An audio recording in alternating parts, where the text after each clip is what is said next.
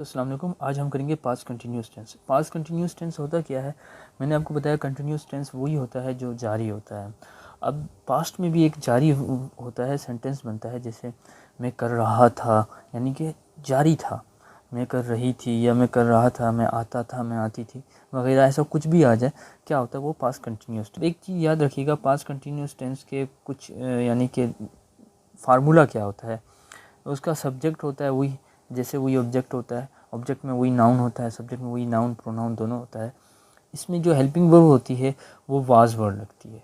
क्या होती है? वो वाज वर्ड लगती है। अच्छा, पास्ट कंटिन्यूस टेंस का मैंने आपको बताया था कि पहले जब मैंने प्रेजेंट कंटिन्यूस कराता था उसमें first form of the verb, जब भी ING या SES या कोई भी वर्ड यूज़ हो रहा हो उसमें तो ये पता चल जाता है कि फर्स्ट वर्ब में होती है। सेकेंड वर्ब या थर्ड वर्ब के साथ तो कुछ ऐसा यूज़ होता नहीं है कि ANG लग जाए या ED लग जाए। तो ये याद रखिएगा, फर्स्ट वर्ब के साथ ही कुछ ऐड हो सकता है। तो पास्ट कंटिन्यूस टेंस का फार्मूला बहुत आसान है। इसमें वाज वर्ड लगता है और वही first form of the verb लगती है। जो प्रेजेंट कंटिन्यूस में लगता है वही सेम यही है, बस इसमें वाज वर्ब हेल्पिंग वर्ब में लगता है। अब करते हैं इसका एक रूल एग्जांपल करते हैं। तो अब मैंने ये पास्ट कंटिन्यूस का टेंस लिख दिया है। एक एग्जांपल लिखिए, he was writing a letter. ही तो आपको पता चल गया प्रोनाउन है और सब्जेक्ट है। वाज क्या है? ये आपका हेल्पिंग वर्ब है। सही है, वाज लग सकता है या वर्ड लग सकता है। राइटिंग, राइटिंग देखें यहाँ क्या है, राइट में लिख लेता तो क्या होता? First form of the verb. अब मुझे इसको ING बनाना था तो क्या किया मैंने, इसके साथ ING कर दिया, तो फर्स्ट फॉर्म में विद ING लगा दिया। लेटर क्या है? इसका ऑब्जेक्ट है। अब ये याद रखिएगा, एक होता है वाज, एक होता है वर। अब वाज किस लिए यूज़ होता है? जो सिंगुलर होते हैं। क्या होते हैं? जो सिंगुलर। वर किस लिए यूज़ होता है? जो प्लूरल होते हैं। तो वाज और वर में ये है कि डिफरेंस के वाज वर्ब यूज़ होगा जब किसी सिंगुलर पर्सन की बात कर रही है, और वर वर्ब यूज़ होगा जब प्लूरल वर्ब में यूज़ कर रहे हैं आप। सही है दोस्तों। तो अब करते हैं एक इसका इंटरोगेटिव, नेगेटिव में करते हैं। अब दोस्तों ये क्या है? ये नेगेटिव सेंटेंस है। नेगेटिव, नेगेटिव में क्या है? मैंने आपको हमेशा बताया कि नेगेटिव हो, कोई सा भी हो, प्रेजेंट हो, पास्ट हो, फ्यूचर हो, कुछ भी हो, उसके हेल्पिंग वर्ब के बाद क्या लग जाता है? नोट लग जाता है। अब यहाँ देखिए सब्जेक्ट लगा हुआ है, हेल्पिंग वर्ब, उसके बाद नोट लग जाएगा। तो यहाँ क्या लिखा है? He was not writing a letter. तो क्या होगा? He was not writing a letter, ये नेगेटिव सेंटेंस बन गया। याद रखिएगा, हमेशा नोट के बाद क्या होता है? वो हो जाता है, यानी कि हेल्पिंग वर्ब के बाद नोट लग जाता है। इसी तरह इंटरोगेटिव होता है। इंटरोगेटिव क्या होता है? हेल्पिंग वर्ब कहाँ आ जाता है? आपका शुरू में आ जाता है। अब हम एक इंटरोगेटिव भी बना देते हैं इसका। जैसे ही मैंने आपको नेगेटिव में बताया था हेल्पिंग वर्ब के बाद नोट लगेगा, यदि इंटरोगेटिव में क्या होगा? आपका वाज शुरू में आ जाएगा। जैसे देखिए यार, याद रखिएगा, हेल्पिंग वर्ब इंटरोगेटिव कोई भी हो उसके बाद में शुरू आ जाता है।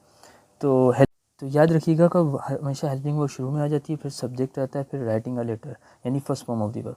इसी तरह मैंने आपको याद करवाया था कि नेगेटिव यानी कि जो पास्ट इंडेफिनिट है उसके जो पॉजिटिव था उसमें क्या था? जो राइटिंग था उसमें क्या हो जाता था?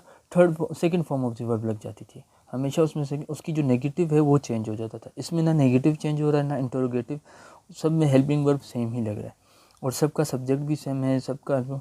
ये जब हम आगे जाके और प्रैक्टिस करते जाएंगे तो मजबूत हो जाएगा। तो अब इसका बनाते हैं एक पैसिव वॉइस। अब मैंने आपको पैसिव वॉइस में हमेशा बताया कि इसमें यह देखो ऑब्जेक्ट पहले आ जाता है, इधर ऑब्जेक्ट आखिर में है। जितने भी टेंसेस बना रहे हैं हम, इंटरोगेटिव जो भी बना रहे हैं, ऑब्जेक्ट आखिर में शुरू में आ जाता है इसका, और सब्जेक्ट कहाँ आ जाता है? आखिर में आ जाता है। और इसमें जो हेल्पिंग वर्ब लगेगी वाज बीइंग लगेगी, क्योंकि बीइंग क्या है? कंटिन्यूस टेंस है और third form of the verb her passive voice में कराया, हर पैसिव वॉइस में third form of the verb.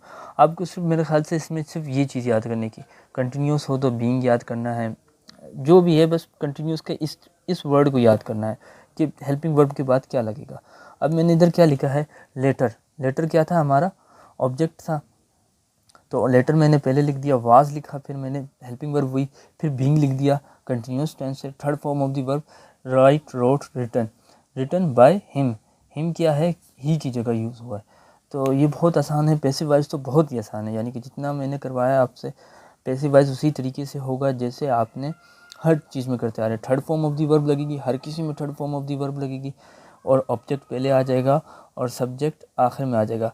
ही की जगह हिम लगाना है, शी की जगह हर लगाना है, यानी ये चीज़ें आपने याद रखनी है। बाकी सेम वही है पैसिव वॉइस। आप मेरे साथ करते जाएंगे तो आपकी प्रैक्टिस भी होती जाएगी। इंशाल्लाह वो प्रैक्टिस की एक वीडियो बनाएंगे, उसमें आपका सब कुछ क्लियर हो जाएगा। और जब तक के लिए इतना ही दोस्तों, इंशाल्लाह नेक्स्ट वीडियो बनाएंगे। अल्लाह हाफ़िज़।